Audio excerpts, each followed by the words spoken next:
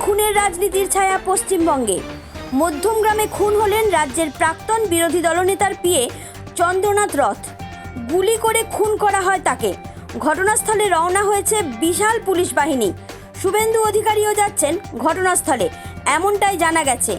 আহত হয়েছেন গাড়ির চালকও। ফের খুনের রাজনীতির ছায়া পশ্চিমবঙ্গে। মধ্যমগ্রামে খুন হলেন রাজ্যের প্রাক্তন বিরোধী দলনেতার পিএ চন্দ্রনাথ রথ। গুলি করে খুন করা হয় তাকে। ঘটনাস্থলে রওনা হয়েছে বিশাল পুলিশ বাহিনী। শুভেন্দু অধিকারীও যাচ্ছেন ঘটনাস্থলে, এমনটাই জানা গেছে। আহত হয়েছেন গাড়ির চালকও। ফের খুনের রাজনীতির ছায়া পশ্চিমবঙ্গে। মধ্যমগ্রামে খুন হলেন রাজ্যের প্রাক্তন বিরোধী দলনেতার পিএ চন্দ্রনাথ রথ। গুলি করে খুন করা হয় তাকে।